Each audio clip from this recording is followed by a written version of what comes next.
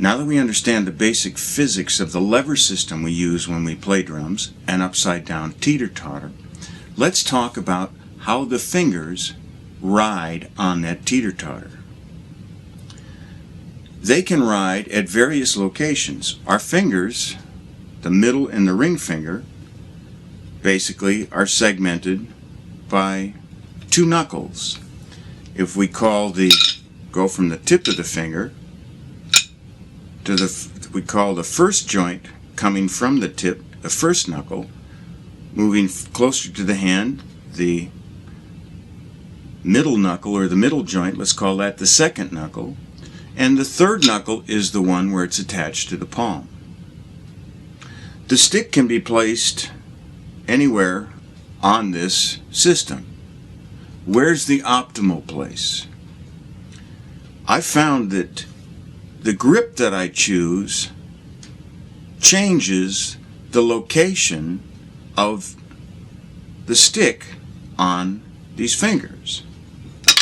For example, if we go to German grip, which is palms down, sticks at 90 degrees, playing like this, the stick tends to ride in between my first knuckle and my second knuckle. If we go to another grip called French timpani grip, where the thumbs are on top and the sticks are parallel, I find that the stick tends to contact my middle finger between the second knuckle and the third knuckle, or the joint that connects it to the palm. I like to play with a grip that is halfway in between these two, which is, ironically, Europeans now are calling this the American grip. Basically, this grip allows the stick to be an extension of the arm.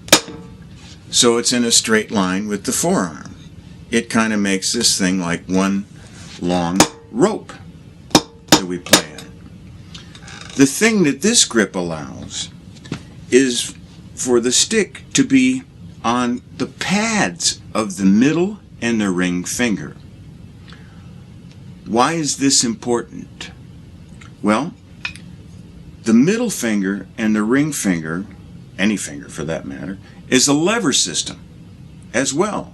So we have the lever system involving the stick, but we also have kind of a lever system that we're employing with our fingers. There are maximum leverage points on this system. Let me demonstrate. If you take your stick and you hold it in your hand so it's perpendicular to your forearm, notice how the stick is now between the first knuckle and the second knuckle. Squeeze it very hard. Notice how much pressure the stick is putting on your palm. Feel that. Measure that. Now release. Now let's move the stick, pivot the stick, so that it becomes an extension of the arm. Put the butt end almost into the crevice of your palm, right at the base of your thumb there. Notice how the first knuckle and what I call the pads of the middle finger and the ring finger are now on the stick. Squeeze this. Notice how much more force you're getting from this. One other trick you can see is if you do, when you're squeezing this, try and flatten the first knuckle, because I'm not talking about pinching the stick like this, where these knuckles are, where you're on the tips of your fingers. We don't play from there. We play from the pads, which are underneath the fingernail. And if you squeeze hard so that the finger is flat from the fingernail all the way up to the second knuckle, you can feel that there's a lot more leverage here. There's another advantage for playing here as well. If I put the stick so it's in contact between the first knuckle and the second knuckle, and I hold it up here like this and cycle it as far as I can move it, notice how much movement I have from the stick. Now, let's move it so that the pads of the middle finger and the ring finger are on the stick. See that I've got more movement here because there's more travel for the stick. This translates to allowing the stick to recoil more because the pads of my fingers are still on the stick. Once I get this far extended, it's like I'm at the tip of my ring finger, but the pad of my middle finger is still there along with the first knuckle. If I try and do that same open stroke, keeping the stick between the first knuckle and the second knuckle, I don't get as much recoil. That's the first knuckle, second knuckle. Here's the recoil from the end of the fingers, from that position. So it allows the stick to travel more.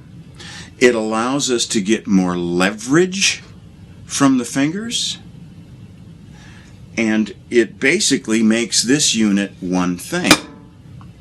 Now it's funny, when we're playing trap set or we're playing drum set, I find that sometimes I'm actually using all of the grips. I'm using the American grip.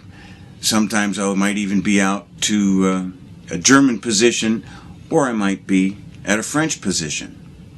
But typically it's not witnessed on the snare drum. It's witnessed as I'm moving around playing all these other things. This is definitely a trap set type of grip. These other grips come from playing typically one thing. You're playing the surface directly in front of yourself. You're playing a snare drum. French grip is also French timpani grip. That's what it's been called for a long time. So it obviously was developed playing timpani. Since we're playing trap set, timpani is all at a level. It's around you like this, but it's basically all on this one plane. Trap set stuff, we're all over the place. We're up here, we're over here, we're hitting over here. For example, like I see a classic trap set move. If I go to play my floor tom, I'm not going to reach over to play my floor tom. I'm not going to move my whole arm to keep German position going when I play my floor tom. What I'm going to do is just turn my hand and hit the floor tom, because that's the shortest distance between 2 points, less movement.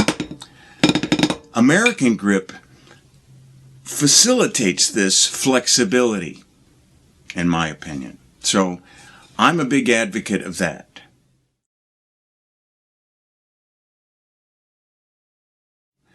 I like to think of the index finger kind of pointing down. It helps keep the grip loose. If you notice, you watch a lot of well-known drummers play, you'll see this where they're playing and their finger just is kind of dangling. Where you have the stick held like this, it also facilitates wrist strokes too, this one, by letting the finger dangle. It eliminates tension. When we try and play with too much tightness here, or by gripping with the index finger between the thumb, we're immediately inducing a lot of tension into the wrist, forearm, and the like. It just doesn't, it's not as loose as this is. There's another way you can help yourself feel this connectivity and what's going on with this. If we use something, if we take a stick, put the other stick on top of it like this, what we're doing is we're creating kind of an artificial fulcrum. The stick becomes the fulcrum point now in our system. And it doesn't allow, by keeping the index finger up here away from the stick, it forces these back fingers to get into play and to control the stick. A good friend of mine, Paul Stieber, showed me this, and it works. If you're having trouble releasing this index finger from this grip from years of playing this way, get yourself a like a Sharpie or a little felt pen or something that you can put on top of this stick for a while, so that these fingers learn what it feels like to manipulate the stick. I'm not saying that I never use my index finger. If you watch me play, there will be times where my index finger is around the stick. But I'll guarantee you that even when the index finger is around the stick, the middle finger and the ring finger are also on the stick as well.